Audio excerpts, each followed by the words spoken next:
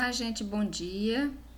Olha, na aula de hoje nós ainda vamos tratar de estrutura e formação de palavras, tá? Então, são dois conteúdos que eu explorei poucas questões, vamos dizer assim, desses conteúdos, nesse primeiro trabalho avaliativo, mas vocês farão provas, né? Farão outros trabalhos.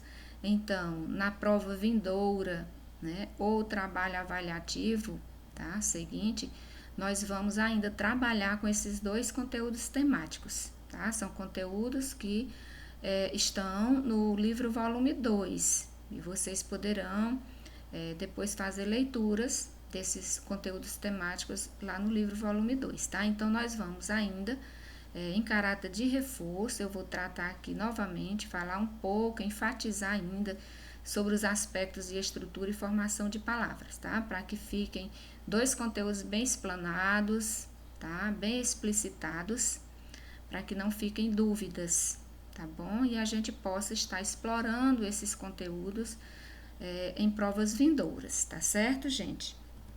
Bom, então, falar da estrutura da palavra, só repetindo novamente, né? Então, a gente trata dos elementos mórficos, tá? O que vai estruturar exatamente a palavra ou as palavras é o que a gente chama de elementos mórficos ou de morfemas, que são unidades mínimas de significação que vão constituir as palavras, tá? Quando a gente fala na construção e estruturação das palavras, nós podemos tratar dos verbos ou dos nomes de uma forma geral, tá? E a gente vai ver no decorrer da explanação que a análise dos verbos é diferente da análise dos nomes, ou seja, vão aparecer componentes diferenciados, elementos mórficos diferenciados. Então, esses morfemas ou esses elementos mórficos, eles são classificados em lexicais e gramaticais, tá? Os lexicais, tá? Com significação própria, e os gramaticais, eles vão apresentar de forma dependente, tá bom? Então, vamos analisando aqui esses morfemas lexicais e os morfemas gramaticais. Na verdade, esses morfemas lexicais, tá? Eles vão fazer referência a seres ou de uma realidade real, objetiva, ou de uma realidade imaginativa, subjetiva, tá? Então, aqui nós temos como exemplo Pedro, semana, medo e fantasma. Então, são elementos, são morfemas, tá? Fazendo parte desse mundo real ou desse mundo irreal, tá bom? Mas que apresentam uma significação básica, uma significação própria. Daí serem chamados de morfemas lexicais. Já os morfemas gramaticais, que são as desinências que vão compor o radical, que vão se unir ao radical, tá? Essas desinências de gênero, de modo, nos nomes, tá? Aliás, perdão, de gênero e número nos nomes e tempo, modo e número e pessoa nos verbos, tá? São as desinências que nós chamamos de morfemas gramaticais, que são morfemas que só vão ter significação uma vez agregados ao radical, tá? Então, quando a gente faz a análise desses elementos nas palavras, nós estamos tratando da análise mórfica, é um processo linguístico que faz parte do campo da morfologia que nós chamamos de análise mórfica, tá bom? Aqui, trabalhando especificamente a palavra felizes, tá? No plural. Então, felizes. Feliz é o radical, então, nesse caso, é o morfema lexical de significação básica da palavra. O E e o S, percebam que isoladamente eles não vão apresentar um significado, tá? Então, nesse caso, são morfemas gramaticais. E aí eu explico, tá? Aqui embaixo, que o radical feliz, ele então, por ter uma significação básica, ele é considerado uma forma livre, tá? Por os outros elementos, no caso o E, que é a vogal, e o S, que é a desinência de plural, a desinência de número, são morfemas gramaticais e também são considerados de formas presas. Por quê? Tá? Eles têm uma dependência de sentido. É diferente do radical que expressa, que denota um sentido. Tá bom, gente? Então, o morfema lexical é o radical e as desinências são morfemas gramaticais. E assim, o morfema lexical por sua significação básica, é considerado uma forma livre, e as desinências ou esses morfemas gramaticais são considerados formas presas, tá bom? Sobre, então, a divisão desses elementos mórficos, repetindo, reforçando, enfatizando, são chamados de radical, vogal temática e as desinências e afixos, tá? O radical, como já falamos, é o morfema lexical, de significação básica da palavra. Eis aqui em destaque, aluno, governo e pedra, estão destacados os radicais, que é esse elemento de significação básica, que é esse morfema chamado de morfema lexical. Chama a atenção para as palavras cognatas, lembrando que as palavras da mesma família, que compõem o mesmo radical, são chamadas de palavras cognatas, como ferro, ferragem, ferrugem, como estudar, estudante, estudioso. Então, percebam que são palavras que vão apresentar o mesmo radical, oriundas do mesmo radical. Então, nós consideramos essas palavras de palavras cognatas. Sobre a vogal temática, tá? Esse próximo elemento mórfico, tá? Como já falamos, é uma desinência, então é um morfema gramatical, é uma forma presa, tá? Então, em alguns casos, vem ligada ao radical para receber as desinências. E aí nós vamos falar sobre essa vogal que aparece nos verbos e essa vogal temática que também pode aparecer nos nomes. Aqui eu explico que a junção do radical com a vogal temática nós chamamos de tema. Então, tema é exatamente a junção do radical com a vogal temática, tá bom?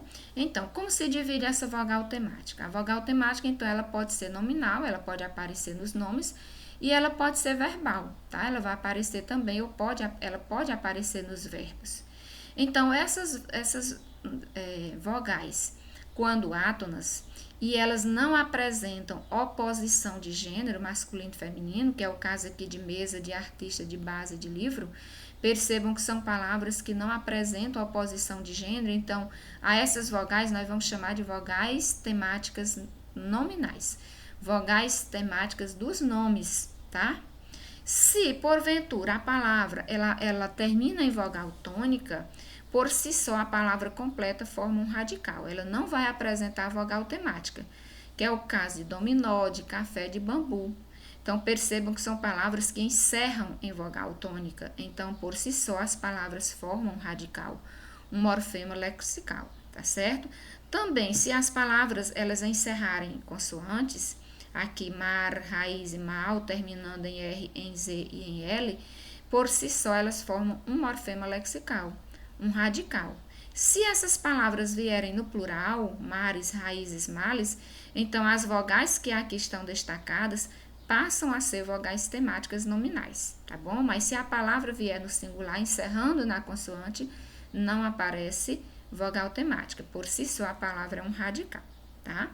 E como se apresenta essa vogal temática nos verbos, tá? O a, o é e o i vão exatamente da indicação da conjugação dos verbos. Nós sabemos que os verbos terminados em AR são verbos de primeira conjugação, em ER de segunda conjugação, em IR de terceira conjugação. Então, as vogais elas vão indicar a conjugação desses verbos, tá? Indicando se os verbos são de primeira, de segunda ou de terceira conjugação. Sobre as desinências, que são morfemas gramaticais, eu já falei, são formas presas, vão estar diretamente ligados, relacionados às flexões, tá? As flexões que vão aparecer nos nomes e que vão aparecer nos verbos. Então, a análise mórfica dos nomes é diferente da análise mórfica dos verbos, ou seja, alguns elementos desinenciais, as desinências, elas vão aparecer de forma diferenciada. Nos nomes vão indicar gênero e número, tá, gente? Nos verbos vão indicar tempo e modo, número e pessoa, que a gente chama de desinências.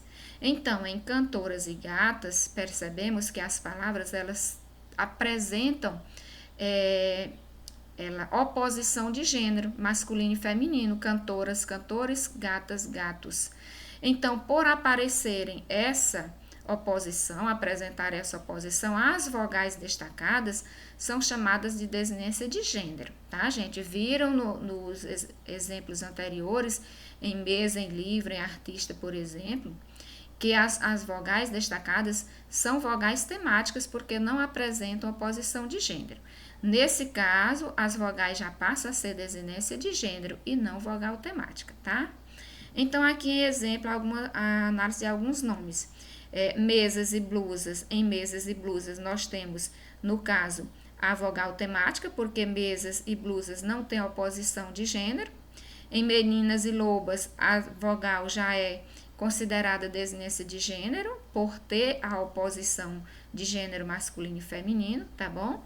E em pente é a palavra que vem no singular, então a desinência plural, a desinência de S não aparece. Então aqui há um morfema zero, que pode ser representado por um círculo cortado, tá? Que eu não coloquei aqui. Que aí nós vamos considerar de morfema zero, ou seja, a ausência, tá? Não aparece um dos elementos ou um dos morfemas.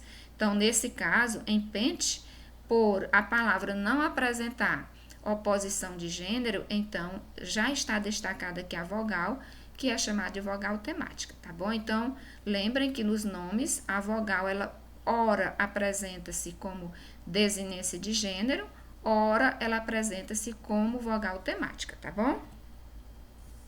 Nos verbos, há as desinências de modo e tempo, como nós já falamos, que podemos chamar de desinência em modo temporal, e a desinência de número e pessoa, que também podemos chamar de desinência de número pessoal, tá? Então, estudássemos nos dois casos, eu destaquei no primeiro momento a desinência de modo e tempo, percebam aqui o verbo no pretérito, tá? E estudássemos no segundo contexto, eu destaquei o elemento que vai indicar a desinência de número e pessoa, tá bom? Então, a sequência da análise mórfica dos verbos segue uma sequência linear, tá? Então, você vai analisar sempre nessa sequência radical, vogal temática, juntando radical com vogal temática, encontramos o tema, tá? Quem quiser analisar o tema, segue desinência modo e tempo e desinência de número e pessoa. Então, pode, tá? Alguma conjugação verbal deixar de apresentar um dos elementos mórficos, tá? E ali vai haver um morfema zero, mas a sequência de análise mórfica é uma sequência linear, tá bom? Por exemplo, a desinência de número e pessoa não pode vir antes da desinência de modo e tempo, tá? A vogal temática não pode vir depois da desinência em modo e tempo, e assim sucessivamente. Então, é uma sequência linear, embora nem todos os verbos apareçam, apresentam todos os elementos mórficos, tá bom? Entendam isso. Então, em cantássemos e em estudaríamos, respectivamente, nós temos radical, vogal temática, desinência em modo e tempo e desinência de número e pessoa. Ou seja, nós temos aqui todos os elementos mórficos das formas verbais. Já em canto, a primeira pessoa do presente, do indicativo, nós só temos radical e desinência de número e pessoa. Percebam que aqui é do verbo cantar, então houve uma variação aqui. O O não é vogal temática, tá bom? Então, o O aqui representa a desinência de número e de pessoa. Então, é uma exceção da língua, tá bom? Sobre os afixos, nós consideramos como prefixo e sufixo, né? Nós já sabemos que o prefixo é aquele elemento que vem agregado antes do radical, e o sufixo é o elemento que se agrega depois do radical, como aqui nós temos o exemplo desleal, desinformar e reforma, lealdade, beleza e fielmente. Então, no primeiro contexto, todos os radicais, antes deles, né, vêm os prefixos, e no segundo contexto, depois do radical, vêm os sufixos, tá? Existem também o que nós chamamos de vogais e consoantes de ligação, também chamadas de infixos, porque são consoantes ou vogais que se intercalam nos vocábulos para facilitar a pronúncia desses vocábulos, dessas palavras. Então, em cafeteira, nós temos aí a presença do T como consoante de ligação. Em café e cultura, a presença do I. Em cajazeira, a presença do Z. Então, perceba que a função, na verdade, o propósito dessas vogais ou consoantes de ligação é exatamente facilitar a pronúncia, tá? Das palavras. Na união dos radicais ou das palavras, facilita a pronúncia desses vocábulos. Tá? Então, aqui já propondo para vocês trabalharem, né? Quem ainda não respondeu, páginas 37 e 38, tá? Lá vai aparecer essa questão. Essa questão nós já também trabalhamos, tá? Em aulas anteriores, tá, gente? Então, vou passar adiante, tá? Então, aí só observando lá à luz do texto, que em descontinuado, tá? Lá no fragmento vão aparecer também palavras dentro desse mesmo processo, desagradáveis e desabastecido, né? Usando aí os afixos na palavra, tá? Usando aí o prefixo na palavra, ou nas duas palavras, desagradáveis e desabastecido. Então, aí o emprego do prefixo des, tá? Nesse sentido negativo, tanto em uma como na outra palavra, tá? Então, vamos seguir, porque nós precisamos reforçar aqui sobre formação de palavras, tá bom? Para que a aula não fique muito extensa. Bom, então, como pré-requisito, ao falar de formação de palavras, só revendo que a gente tem que entender sobre esse processo das palavras, tá? Essa classificação, que as palavras, elas se comportam, elas podem assim aparecer como primitivas, tá? Quando elas provêm, aliás, não provêm de outra, que é o caso de casa, pedra e flor, exemplo. Como palavras derivadas, que ao contrário são aquelas que provêm de outra, no caso, casebre, pedreiro e florzinha. As palavras simples, aquelas que possuem um só radical, tá bom? No caso, tanto faz essas palavras serem primitivas como derivadas, que é o caso de flor, florista, de cavalo ou cavalgada, né? E as compostas, que são aquelas que possuem mais de um radical, tá? Que nós vamos ver agora na formação de palavras, como essas palavras aqui, elas são, então, classificadas, tá bom? Então, aqui, couve-flor, cavalo, marinho, passatempo, percebam que essas palavras compostas, elas podem aparecer com ou sem hífen, tá? Então, sobre esse processo de formação de palavras, reforçando, enfatizando, quais são os dois processos? Derivação e composição, né? Então, sobre os casos de derivação, nós vamos classificar derivação prefixal, que é o acréscimo de prefixo à palavra primitiva, em feliz, desfazer, subsolo e contrapeso, percebemos aqui, tá, em destaque os prefixos, ou esse elemento que se agrega antes do radical. A derivação sufixal, ao contrário, é quando se agrega ao radical um elemento, tá, posterior a esse radical, que nós vamos chamar de derivação sufixal. Como exemplo, felizmente, encantador e dentista. E também essa derivação pode ser ao mesmo tempo prefixal e sufixal, quando há o acréscimo de um prefixo e de um sufixo ao radical. Então, nós temos, infelizmente, deslealdade como exemplo, então percebemos o acréscimo de prefixo e de sufixo ao radical, tá? Deslealdade da mesma forma, prefixo e sufixo ao radical. Mas há uma particularidade de entendimento nessa derivação, gente, para não confundirmos com a próxima, tá? Com a parassíntese. Então, percebam que o radical, ele não é dependente desses elementos, tá bom? Nós podemos aí, no caso, retirar o prefixo ou o sufixo e a palavra, o radical, contém significação, tá? Então, de qualquer um desses contextos, então percebemos que o radical aqui é uma forma livre, tá? Não é dependente dos afixos. Então, nesse caso, nós chamamos de derivação prefixal e sufixal.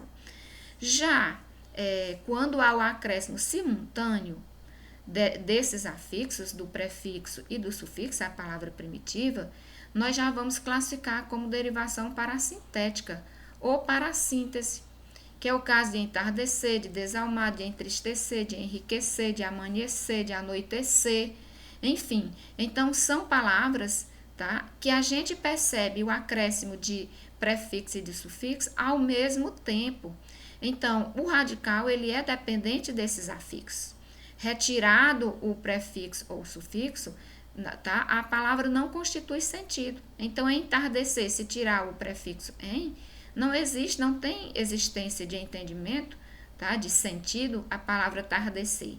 Ou retirando o sufixo também não vai ter sentido a palavra. Então, nesse caso, deixa de ser prefixal e sufixal e passa a ser derivação parassintética, tá? Quando, dentro desse processo, o prefixo ele é dependente desses afixos.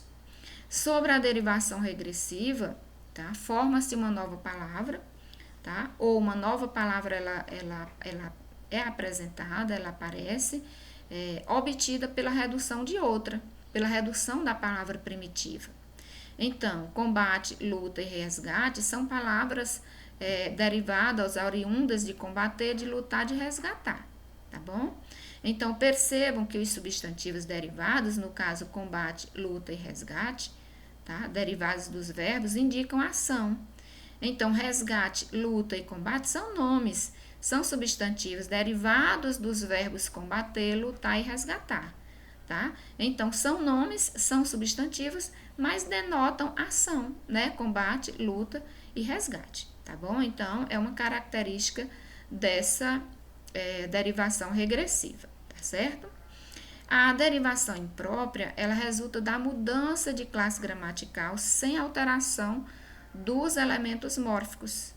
Então, o agora merece atenção. Então, agora é um advérbio, mas aqui foi convertida a palavra. Então, se a palavra ela é convertida, então passa por esse processo de conversão, tá? Nós vamos classificar como derivação imprópria. Então, agora, tá? Convencionalmente nós conhecemos como advérbio, aqui, pela anteposição do artigo, classificada então como substantivo, tá bom, gente? Então, há algumas possibilidades das palavras serem convertidas e no mesmo contexto elas se apresentarem como categoria gramatical ou classe gramatical diferenciada. Então, por exemplo, um adjetivo pode passar substantivo ou vice-versa, tá? O advérbio, que é aqui no caso, ele pode passar um substantivo, tá certo? Então, ou um substantivo, um verbo pode passar a função substantiva. Então, quando isso acontecer, classificaremos, tá? Esse processo como derivação imprópria, tá bom? Sobre os casos de composição, que é outro processo da formação de palavras, tá? A formação de palavras, ela é composta, ela é feita, tá? Ela é dividida em dois processos, que é o de derivação, que a gente acabou de ver, e de composição. E o processo de composição, tá? Ele é composto exatamente pela justaposição e pela aglutinação, sendo a justaposição, tá? Justificando-se esse processo pela junção de palavras sem alteração fonética. E outra particularidade da justaposição é que essas palavras elas podem se juntar com ou sem hífen, tá bom, gente? Com ou sem hífen. É o caso aqui de pontapé, de beija-flor. Então, percebam que na junção dessas palavras não há perda fonética, tá? Podendo, então, essas palavras se juntarem, se unirem sem hífen ou com hífen. Na aglutinação, a junção das palavras com alteração fonética. Percebe-se essa alteração fonética. E também é um processo que vem sempre sem hífen, tá? Então, em aguardente e planalto, na junção de água mais ardente, percebe-se a alteração interna, tá? A alteração fonética.